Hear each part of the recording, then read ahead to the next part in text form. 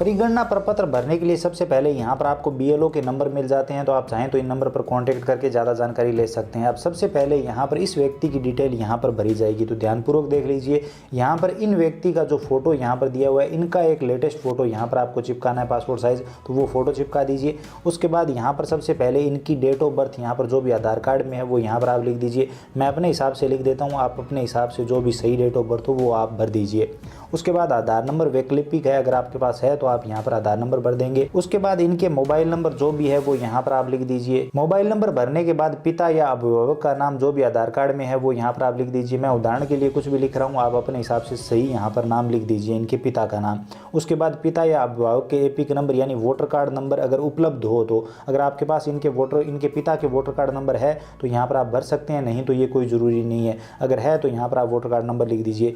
उसके बाद इनकी माता का नाम यहाँ पर जो भी है वो यहाँ पर आप लिख दीजिए। तो यहाँ पर हम कुछ भी लिख देते हैं, आप अपने हिसाब से सही से यहाँ पर इनकी माता का नाम लिख दीजिए, यानी जिसका ये प्रपत्र है। उसके बाद माता के वोटर कार्ड नंबर अगर उपलब्ध हो तो यहाँ पर आप दे सकते हैं, नहीं है तो ये कोई ज़रूरी नहीं है, नहीं तो आप यहाँ पर वोटर कार्ड नंबर लिख देंगे, माता के अगर वोटर कार्ड नंबर है। उसके बाद पति या पत्नी अगर लागू है, अगर ये विवाहित है और पति और पत्नी है तो उनका नाम यहाँ पर आप दे देंगे, और अगर नहीं है तो ये दोनों कॉलम आप खाली छोड़ सकते हैं। अगर है तो यहाँ पर पति या पत्नी का नाम दे देंगे, और उसके बाद पति या पत्नी के वोटर कार्ड नंबर अगर आपके पास है तो यहाँ पर आप भर सकते हैं, नहीं तो ये कोई ज़रूरी नहीं है। अगर ये विवाहित है तो ये दोनों कॉलम आप भर सकते हैं, नहीं तो ये दोनों कॉलम आप खाली छोड़ सकते हैं। अब ये जो नीचे वाले दो बॉक्स है ये सबसे ज़रूरी है और इन्हीं में ज़्यादातर लोग गलती कर रहे हैं, तो आप ध्यान से समझ लीजिए।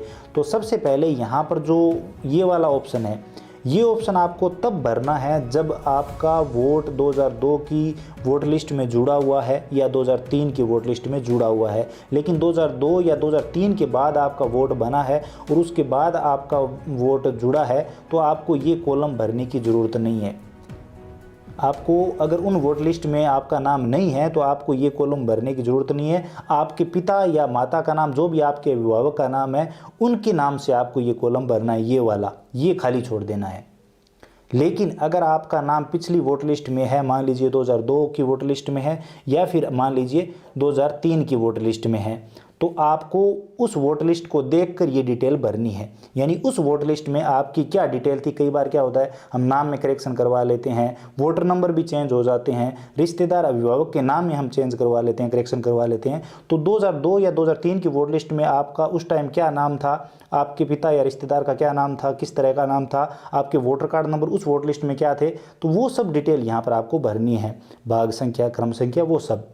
तो अब मान लेते हैं कि इनका नाम 2002 की वोट लिस्ट में था, तो अब ये डिटेल आपको कैसे भरनी है, चलिए देखते हैं। यहाँ पर अगर आप ध्यान से पढ़ेंगे तो क्लियरली लिखा हुआ है कि अंतिम एसआईआर में अगर यानी अंतिम वोट लिस्ट में आपकी जो डिटेल है वो यहाँ पर आपको भरनी है। अगेन बता दूं, अगर आपका लास्ट वोट लिस्ट में नाम नहीं है 2002-2003 की, उन वोट लिस्ट में नहीं है और उसके बाद हाल ही में आपका वोट जुड़ा है, तो आपको ये डिटेल भरने की जरूरत नहीं है, ये कॉलम आप खाली छोड़ेंगे। और उसके बाद आप अपने पिता, माता, दादा, दादी उनके नाम से आप ये कॉलम भर सकते हैं। जो भी आपके अभिभावक है जिनका नाम उस वोट लिस्ट में है, तो उनके नाम से आप ये कॉलम भरेंगे। अब यहाँ पर आप देख सकते हैं ये 2002 की वोट लिस्ट है, तो यहाँ पर इस तरह से वोट लिस्ट आप अपने फ़ोन में भी डाउनलोड कर सकते हैं और इस वोट लिस्ट में आपको वो सारी डिटेल मिल जाएगी जो 2002 की वोट लिस्ट से आप देखकर भरेंगे। तो यहाँ पर वो वोट लिस्ट देखकर ही आपको ये डिटेल भरनी है। तो उदाहरण के लिए मान लीजिए कि इनका नाम 2002 की वोट लिस्ट में सिर्फ राजेंद्र था, तो हम राजेंद्र कर देते हैं। उसके बाद इन्होंने राजेंद्र कुमार या फिर जो भी आगे नाम है वो इन्होंने करवाया, तो उस टाइम राजेंद्र था, उस टाइम की वोट लिस्ट में क्या नाम है, अगर यही सेम टू सेम नाम था तो वो सेम टू सेम नाम भी आप लिख सकते हैं। तो इस तरह से लिख देंगे। उसके बाद वोटर कार्ड नंबर, कई बार क्या होते हैं कि वोटर कार्ड नंबर जो है चेंज हो जाते हैं। तो 2002 की वोट लिस्ट में वोटर कार्ड नंबर क्या थे, तो यहाँ पर आप देख सकते हैं, यहाँ पर जो वोटर लिस्ट है उसके साइड में यहाँ पर वोटर कार्ड नंबर दिए हुए हैं। तो ये voter card number as it is यहाँ पर आप लिख देंगे। एपिक नंबर में यदि उपलब्ध हो तो उस टाइम जो वोटर कार्ड नंबर थे वो यहाँ पर आप भर देंगे। उसके बाद रिश्तेदार का नाम, आपके अभिभावक का नाम, तो यहाँ पर वोट लिस्ट में उस टाइम कौन से अभिभावक का नाम था, कई बार अभिभावक का नाम भी चेंज कर लेते हैं, जैसे पहले माता का नाम था या पिता का नाम था, उसके बाद पति का नाम हो गया। विवाहित महिलाओं में होता है, जैसे पहले पिता का नाम था वोटर कार्ड में, उसके बाद विवाह के बाद पति का नाम करवा लिया। तो इस तरह से 2002 की वोट लिस्ट में क्या नाम था वो यहाँ पर आपको देखना है।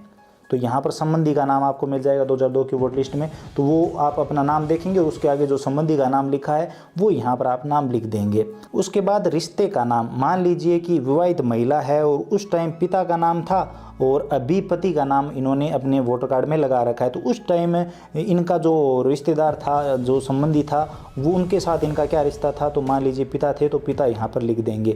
तो मतलब ये 2002 के वोट लिस्ट की बात हो रही है और यहाँ पर वही डिटेल आएगी। उसके बाद ज़िला, उस टाइम कौन सा ज़िला था, मान लीजिए कई बार क्या होता है कि विवाहित महिला है, बिहार में जो ज़िला 2002 में वो बिहार में थी और उसके बाद वो ससुराल में किसी दूसरे ज़िले में आ गई, तो 2002 के अनुसार ये डिटेल पूछी जा रही है। तो यहाँ पर उस टाइम ज़िला कौन सा था वो भरेंगे, राज्य भरेंगे। उसके बाद यहाँ पर विधानसभा निर्वाचन क्षेत्र का नाम यहाँ पर आप भरेंगे, उस टाइम कौन सा था तो वो यहाँ पर आप भर देंगे। बाकी अगर आपको विधानसभा निर्वाचन क्षेत्र देखने में दिक्कत आ रही है तो वोटर लिस्ट के सबसे ऊपर यहाँ पर आपको ये लिखा हुआ मिल जाएगा, तो यहाँ से आप देख कर ये भर सकते हैं। तो ये देख लीजिए। उसके बाद यहाँ पर ये कॉलम भरने में लोगों को दिक्कत आ रही है, तो यहाँ पर विधानसभा निर्वाचन क्षेत्र की संख्या तो 2002 में कौन सी थी, तो यहाँ पर वोटर लिस्ट के सबसे ऊपर देखेंगे तो विधानसभा क्षेत्र की संख्या यहाँ पर आप देख सकते हैं ये दी हुई है, तो ये आप यहाँ पर भरेंगे, यहाँ से देखकर आप भर देंगे, तो ये भर दी। उसके बाद भाग संख्या, तो 2002 की वोट लिस्ट में क्या भाग संख्या थी, तो वो यहाँ पर आप देख के भरेंगे। तो यहाँ पर आप देख सकते हैं भाग संख्या वोट लिस्ट के ऊपर आपको लिखी हुई मिल जाएगी, तो ये भाग संख्या देख के आप यहाँ पर भर देंगे। 255 है तो 255 मैं उदाहरण के लिए भर रहा हूँ आपको समझाने के लिए, आप सही तरीके से अपना नाम वोट लिस्ट में देखें 2002 की, और उसके बाद उसमें जो डिटेल दी हुई है वो यहाँ पर एज इट इज़ भरें। उसके बाद क्रम संख्या, तो अब क्रम संख्या आपको कहाँ मिलेगी, तो यहाँ पर आपके 2002 की वोट लिस्ट में जो नाम होंगे उसके आगे यहाँ पर क्रम संख्या दी हुई होगी, आप यहाँ पर देख सकते हैं ये क्रम संख्या है। तो मान लीजिए ये इनका नाम है, तो इनकी जो क्रम संख्या है वो 258 रहेगी। तो इस तरह से आपको ये क्रम संख्या भरनी है, तो ये क्रम संख्या आ गई। तो अब ये कॉलम आपका कंप्लीट हो गया। तो 2002 की या 2003 की वोट लिस्ट में आपका नाम था तो आपकी ये डिटेल कंप्लीट हो गई। अगेन बता दूं, अगर पुरानी किसी वोट लिस्ट में आपका नाम नहीं है तो ये डिटेल भरने की ज़रूरत नहीं है। तो अब यहाँ पर आपको पिता की डिटेल या आपने उस रिश्तेदार की डिटेल भरनी है। मान लीजिए आपका नाम 2002 की वोट लिस्ट में था तो आपने ये डिटेल भर दी, इसके बावजूद आपको पिता या रिश्तेदार की डिटेल ज़रूर भरनी है, वो भी 2002 की वोट लिस्ट के अनुसार, जो लास्ट SIR है। तो यहाँ पर आप इस हिसाब से ये डिटेल भरेंगे। तो अब 2002 की वोटर लिस्ट में इनके कौन से रिश्तेदार का नाम लगा था, तो ये वाला नाम लगा था, इनके रिश्तेदार का नाम ये नाम था, यानी पिता का नाम लगा था, तो पिता की डिटेल यहाँ पर आपको भरनी है। तो अब पिता की डिटेल में यहाँ पर पिता का नाम आ जाएगा, तो हम भर देते हैं। उसके बाद यहाँ पर इनके वोटर कार्ड नंबर, जो कि मैं आपको बता चुका हूँ, यहाँ पर वोटर कार्ड नंबर दिए हुए होंगे 2002 की वोट लिस्ट में। वोट लिस्ट कैसे निकालनी है, वीडियो उनका लिंक डिस्क्रिप्शन पार्ट में, आप मोबाइल से निकाल सकते हैं। तो वो वोटर कार्ड नंबर यहाँ पर आप देखेंगे और वो वोटर कार्ड नंबर यहाँ पर आप भर देंगे, पिता के या माता के, दादा दादी की जो भी डिटेल यहाँ पर आप भर रहे हैं, जो भी रिश्तेदार का नाम है इनका साथ 2002 की वोट लिस्ट में, उनकी यहाँ पर वोटर कार्ड नंबर आप भर देंगे। अब इनके रिश्तेदार का नाम 2002 की वोट लिस्ट में क्या था, तो गोपीराम जी के जो पिता थे या माता या जिस भी अभिभावक का नाम 2002 की वोट लिस्ट में था, उनका नाम यहाँ पर आप भर देंगे। अस्सलामु अलैकुम वरहमतुल्लाहि वबरकातुहू। दोस्तों, इस वीडियो को आपने पूरा देखा और सुना। दोस्तों, SIR का फॉर्म किस तरह से भरा जाता है और क्या क्या लिखना है, किस तरीके से लिखना है, और ये फॉर्म भरते वक्त कौन सी गलती नहीं करनी चाहिए, इन तमाम चीज़ों को इस वीडियो के ज़रिए से मैंने आपको सिखाया। मैं उम्मीद करता हूं कि आप इस वीडियो को देखकर आपको सारा मसला समझ में आ गया होगा कि इस फॉर्म को किस तरह से भरा जाता है, क्या क्या भरा जाता है और ये फॉर्म भरना क्यों ज़रूरी है। तो दोस्तों, इस वीडियो को अगर आपने पूरा देखा होगा तो आपको सारा मामला समझ में आ गया होगा, और मैं यकीन के साथ कहता हूं कि इस वीडियो को देखने के बाद आप इस फॉर्म को बड़ी आसानी के साथ भर पाएंगे। अगर आपने सही से इस वीडियो को नहीं देखा है तो अच्छी तरीके से बग़ैर स्किप किए हुए आप इस वीडियो को देखिए। इंशाअल्लाह इस वीडियो को देखकर आपको सारा कुछ समझ में आ जाएगा। दोस्तों, अल्लाह तबारक व तआला का हम पर लाख लाख शुक्र व एहसान है, अल्लाह का फ़ज़ल है, करम है। हम अल्लाह तबारक व तआला का जितना भी शुक्रिया अदा करें कम है कि अल्लाह तबारक व तआला ने हमें मुसलमान बनाया। और सबसे बड़ी खुशनसीबी की बात यह है कि प्यारे नबी हज़रत मोहम्मद मुस्तफ़ा सल्लल्लाहु तआला अलैहि वसल्लम की उम्मत में पैदा फरमाया। और दोस्तों, अल्लाह तबारक व तआला ने अपने कुरान मुक़द्दस में इरशाद फरमा दिया, इन्नद्दीन इंदल्लाहिल इस्लाम, बेशक अल्लाह के नज़दीक जो सबसे अच्छा, सबसे पसंदीदा और सबसे पाकीज़ा, सबसे साफ़ सुथरा जो दीन है वो दीन इस्लाम है। दूसरी जगह अल्लाह तबारक व तआला ने कुरान मुक़द्दस में इरशाद फरमा दिया, लक़द ख़लक़नल इंसान फ़ी अहसन तक़वीम, बेशक हमने इंसान को सबसे अच्छी शक्ल सूरत में पैदा किया। तो दोस्तों इस्लाम सबसे अच्छा मज़हब है, लेकिन दोस्तों आप सोशल मीडिया का जायज़ा लीजिए। सोशल मीडिया को आप जाकर देखिए, यूट्यूब और फेसबुक पे आपको काफ़ी सारी ऐसी वीडियोस मिल जाएंगी जिसमें मुसलमानों के ख़िलाफ़ अजीब अजीब तरह की बातें की जाती है, मुसलमानों पर आरोप लगाया जाता है, मुसलमानों को बदनाम करने की कोशिशें की जा रही हैं। सोशल मीडिया पर यहाँ तक ये बात कही जाती है कि इनके मदरसों में बच्चों को आतंकवाद बनाया जाता है, आतंकवाद बनाने की ट्रेनिंग दी जाती है। इस तरह की बातें सोशल मीडिया पर कही जाती हैं, लेकिन दोस्तों इस्लाम हमारा ऐसा नहीं है।